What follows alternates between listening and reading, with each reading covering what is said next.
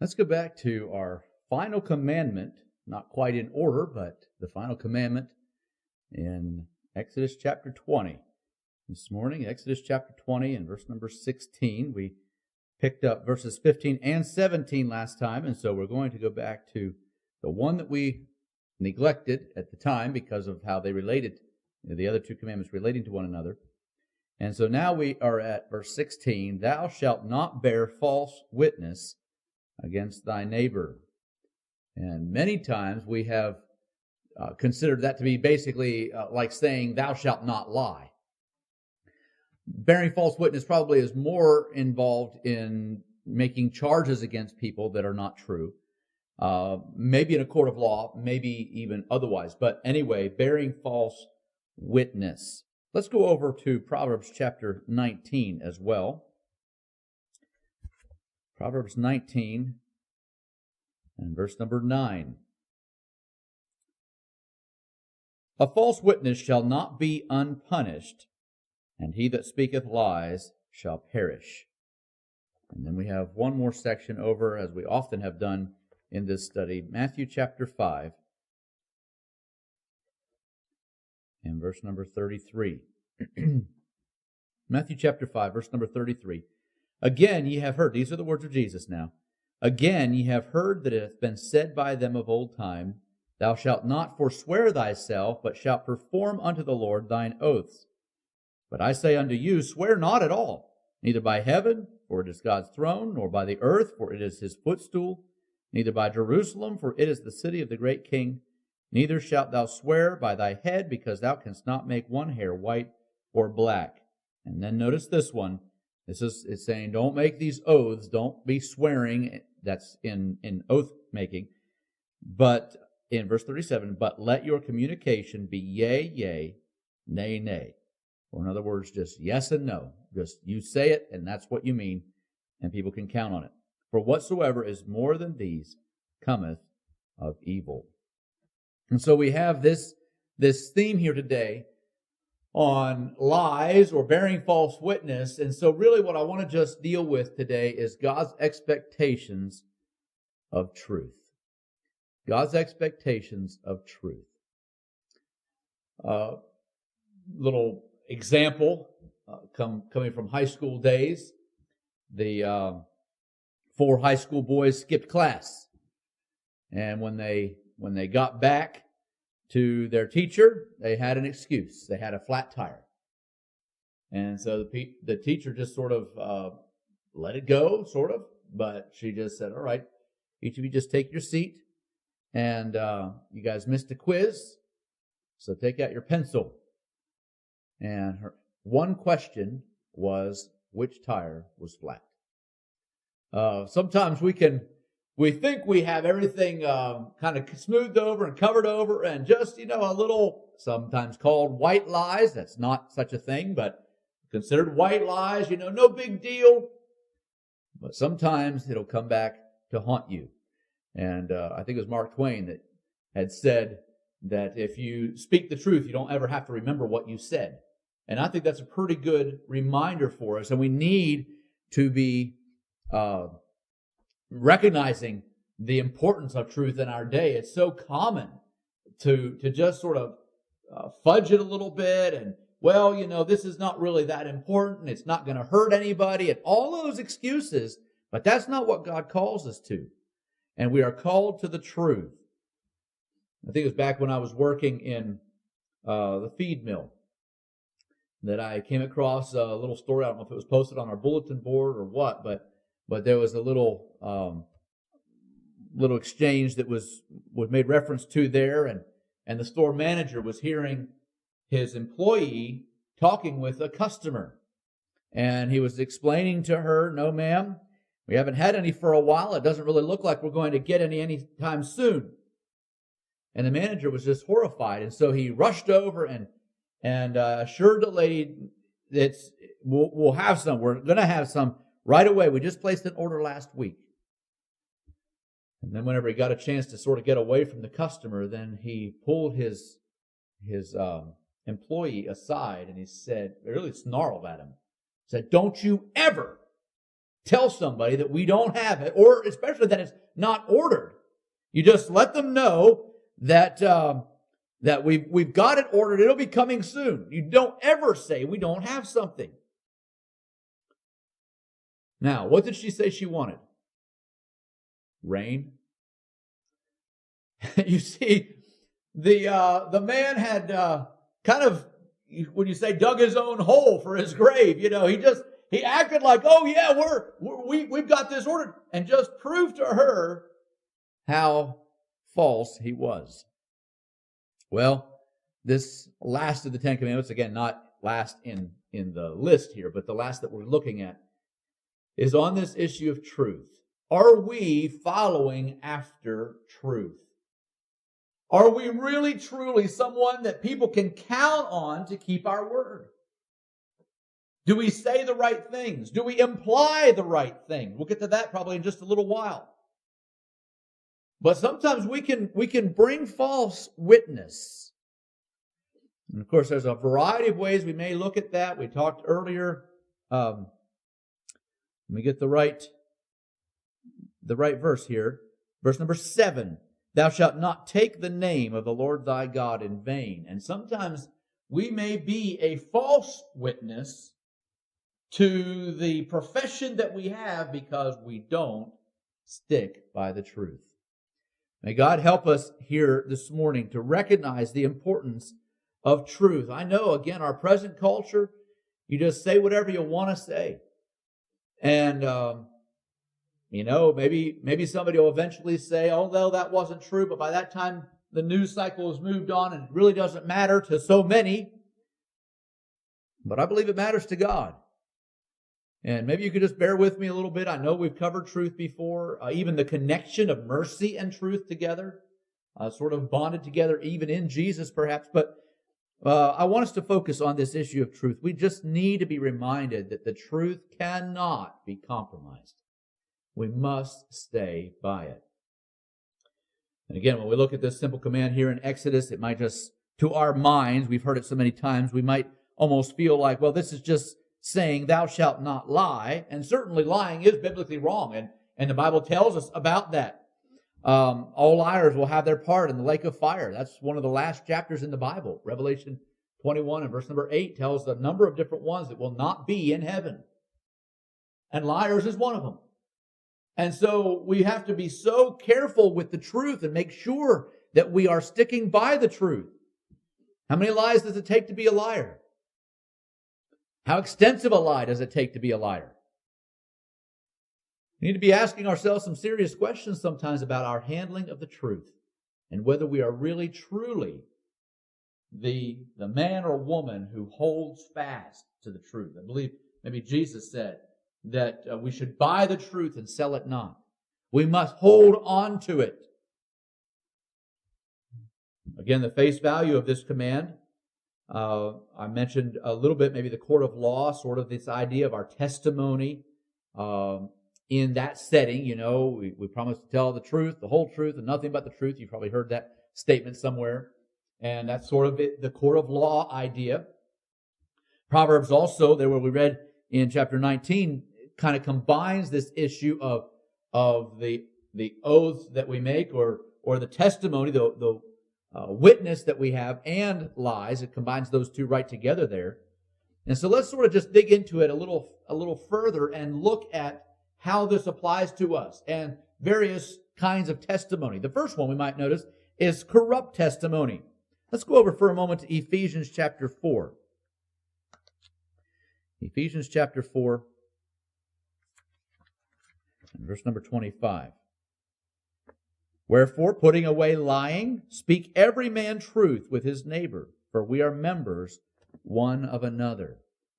We must be careful that our lips speak correct things, that we are true with our lips. Again, I understand maybe this testimony here we're looking at is sort of a testimony against someone else. Maybe we could even go a little further and say it should be also, I'm sure it would apply here as well, but we could apply it to say it's testimony for, or false testimony for someone else, kind of hiding their misdoing.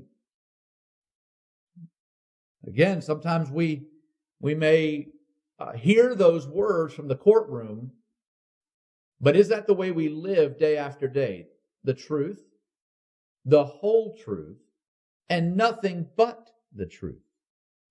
That's a pretty strong statement, a pretty tall order for us in our modern culture, but it really is what God would expect of us. We need to be men and women of the truth. Think through what that involves a little bit. Yeah, I tell the truth. Okay, the whole truth. Now, there are some cases, I want to just give this little understanding reminder here. There are some cases that you're not required to tell everything you know about a situation. If you are responsible to that person and it is an outright question and you have an obligation to give the whole truth, that's one thing. But you don't have to tell everything you know about someone else. If somebody asks you, well, what did you hear about? So you don't have to always give everything you know. But you do have to be careful that when you are in the responsibility of, is this true? That you haven't just sort of fudged on the truth. Well, I gave technically the truth, but I gave the wrong impression. No, it needs to be the whole truth. Again, please understand the difference there. We are not obligated to tell everything we know in many cases. If it's just somebody else just asking us curiosity questions and gossip and various things of that sort. But when we are under obligation to answer for our actions or for what's gone on, we are responsible to that person to give the truth. It needs to be the whole truth and not just fudging here or there. Children, that involves your parents. Adults, that involves those you're responsible to, employers and various others. And so we need to be sure we are following the whole truth. And then nothing but the truth. We don't tell a bunch of other things that are not true. And so there's a variety of aspects, even of that little statement, that I think maybe would really maybe deal with us a little bit and maybe would stir our minds if we would really think it through. The whole truth, nothing but the truth. The two questions maybe we need to ask sometimes along that line is, did I say anything that was wrong? Did I say anything that was wrong? Have I said something that was not quite true? And then, this is the one that's a little more difficult, but did I not say something that would have made this true? Okay, here's again the idea. Sometimes we can say something just in the right way or leave out just the right things so that someone gets the wrong impression. Many times just the inflection of our voice may do that. That's one of the challenges with written text. A lot of text messages these days may be misunderstood because you don't know exactly where the emphasis is placed. And so I know one, I'll just try to give to you real quickly, but the issue of emphasis on words was given to us years ago, I guess, when I was in college, and you could use an emphasis on a different word over and over in just the simple statement, I didn't say he stole the truck. Or maybe it was that truck. I think maybe that's the way it was worded. I didn't say he stole that truck. So if you emphasize I, it means somebody else did. If you say, I didn't say he stole that truck, then you sort of have implied he did, but I didn't say it. And then I didn't say that he stole that truck. Or I didn't say that he stole the truck. Somebody else did. So you could work your way through that. That's probably enough that I've given to you that you understand what I'm saying. Sometimes we can emphasize a certain word or a certain phrase in such a way that it conveys falsehood, even though we may have technically said the truth. You and I need to be very careful that we stick by the truth, not just in what we absolutely say, just the simple statement, but the way we say it as well. All right, corrupt testimony, words that are not what they ought to be, telling lies or implying lies. Second one I want to touch on for just a little bit here is circumstantial testimony. Circumstantial testimony. Let's go back to James, right toward the end of the Bible here. James chapter 3. We're going to read two verses, verses 5 and 6. Even so the tongue is a little member and boasteth great things. Behold, how great a matter a little fire kindleth. And the tongue is a fire, a world of iniquity. So the tongue among our members, that it defileth the whole body, and setteth on fire the course of nature, and it is set on fire of hell. Our tongue sometimes can be used in very, very hurtful, damaging ways. Ways that we should not be using our tongue. Obviously, that applies in some various other ways, but sometimes it comes down to this issue of truth. Adam Clarke applies the command here in Exodus to all whispering, tale-bearing, slander, and then he uses a word that we're not familiar with, calumny. But what he's saying is this goes beyond just the matter of have I said the truth to the judge or have I said the truth to my neighbor, but these issues of tale-bearing and slander, and it goes a little further than just bear false witness in that I have stood and testified wrongly against my neighbor. But when a person's character is injured, that's what's kind of included here in this command. Could I just remind you that not knowing the facts requires silence? We can spout off a lot of ideas of what we think is true, what we saw it to be, what we heard. But if we don't know the facts, we better keep quiet. You never know when you may be doing very big, drastic damage to someone's character because you've borne false witness. You and I may not really know sometimes exactly what we think we do. We think we saw it clearly. We think we understand the situation. We think we know what we should say. But we need to be careful that we know when to keep quiet. Another place there just came to my mind, but it said, let every man be swift to hear, slow to speak, slow to wrath. We need to be careful that we are not using our tongues wrongly. Circumstantial evidence is those things that it looks to be the case. We think this is very clear. It just kind of all comes together. Surely this all works to show the truth, but we don't always know that. Not every circumstance is maybe exactly what you thought it was. And so we need to be so careful that we are not getting involved in circumstantial testimony or evidence or telling things that we saw or we thought we knew. Sometimes it's really tragic the way we can apply a motive to somebody and we really don't know that that's what was happening. We don't know that that was the issue. We really don't understand the whole situation. And so we must be very, very careful. I know this is difficult sometimes, and obviously we don't, kind of check our mind at the door, and it's not like we just don't have any mind for ourselves, or we can't think things ourselves. But we have to be so careful because sometimes what we think we know is just not true. I know I've said that. I've tried to indicate that, but you just have to get that. Circumstantial testimony. If you don't know the facts, you better not say them. Really, along that line, now I could just dwell there for a little while, but I think maybe we're going to go ahead and move to the next one because it's very closely related right here. Because I would like to tell you just now also, however you want to classify it, just because it's true doesn't mean you have to say it. And so let's call that charitable testimony. Charitable testimony. You see, there are some things that you may know to be true. And sometimes we make the excuse and say, well, it's true. I know it. And you might be right. But you don't have to say everything you know. Now, I understand maybe that's not altogether just plainly in bearing false witness.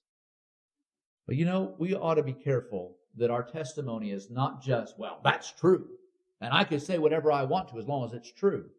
And sometimes even a little further and say just because I got it from a reliable source and I think it is true. No, there are times where maybe the best testimony is the thing that's not said. There are aspects to our testimony that go beyond just what I said. Now, recognize that a lot of times what I say impacts the influence, the testimony that I have toward others. But I have to be careful that I am not just sticking by the truth, so to speak, so much. I mean, that's my excuse. That's my out. I just say, well, it's true, so I'll say this. Sometimes it may be that you damage your testimony because you're saying things that didn't need to be said, or you're damaging someone else's testimony because you're saying something that didn't need to be said. We've got to be very careful that we are not getting caught up. I know, again, we're kind of dealing with this as far as our lips are concerned, and we just have given you the scripture there in James 3, but we need to recognize that our lips do impact the witness that we have toward others, the testimony that we give. And we can talk one way in church, but could I say that that's a false witness if we go out of here and we don't live like a Christian? I understand maybe that's a little different way of looking at it, but you could be as spiritual as you want to be in church. But you better be spiritual out there. You better be godly out there. You better be keeping your lips true and charitable. I know that's not always easy. And of course, the scripture kind of indicates to us that if we can control our lips, then we are an upright person.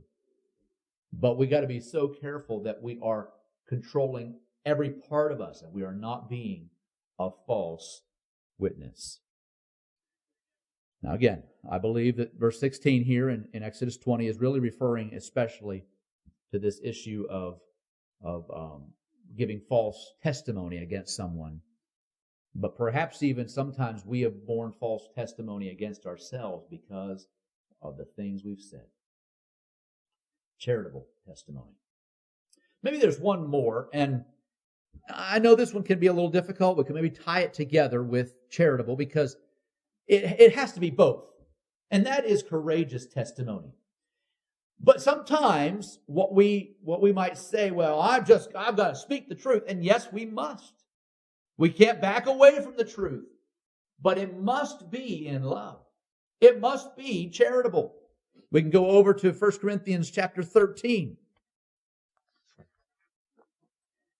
And yes, we need to speak the truth. But we also, in verse number 6 and 7, there's several places here. You can just read that chapter. It's fairly short. But it says, rejoiceth not in iniquity, but rejoiceth in the truth. Beareth all things, believeth all things, hopeth all things, endureth all things. All right, we need to rejoice in the truth. We need to be sharing the truth and preaching the truth and living the truth. But we need to do it in a charitable way. And so, yes, it requires courage to say the right thing at the right time. But it also requires courage to make sure the truth is given in a way that is, maybe the big word would be palatable, but receivable, where it can be appreciated and taken wisely. You see, sometimes if we give the truth in the wrong way, it can actually be a hindrance. It can cause a problem in someone because then it becomes a club and I'm just beating them with the truth, so to speak. And yes, it requires courage to be able to say the right thing when you know that it's going to possibly hurt. But you've got to combine courage with charity and say, this may hurt, and so I've got to be very, very careful. And have the courage to take a little extra time and care, and when maybe you'd want to lash out or you'd want to, maybe that's not even the way to say it, because we shouldn't really want to lash out. But when things really hit us hard, sometimes that's sort of the way we feel. But it takes courage to say no. Maybe even sometimes I'm not going to respond immediately. I'm not going to say what I think just right now. Yeah, it might be true, but I'm not sure I'd say it in the right way. It needs to be charitable. And sometimes we have issues and trouble and problems when we have all the courage in the world but no charity. We'll say anything we think, but it's without love. God help us to be able to have a courageous testimony, but also charitable. So today, as we kind of bring this to a close, I want to just urge us to think about this a little bit. What really does God require? I understand there's a whole lot of stuff here. We could probably preach another message or two, even maybe more than that, on what it means to really hold to the truth. I hope you understand a little bit more even this morning that it requires us to say the whole truth when we are responsible to that person, and to just be quiet about some things you may know if it's not necessary to be told. But never fudging the truth, never trying to give the wrong impression, never trying to deceive people. God help us to be men and women of the truth. I understand there are different ideas about the truth. I guess I've encountered that a little bit more when I've gotten out of my home area and recognized, okay, what I would have said was a lie is maybe cultural, and I'm not sure where you draw all those lines, but you better search out what the truth really is and what God expects you to say or do, or how you respond sometimes maybe.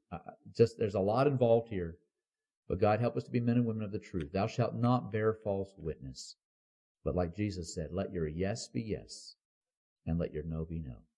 People should not have a question about your character, about your integrity, and whether you're going to be honest with them. God help us to be men and women of the truth.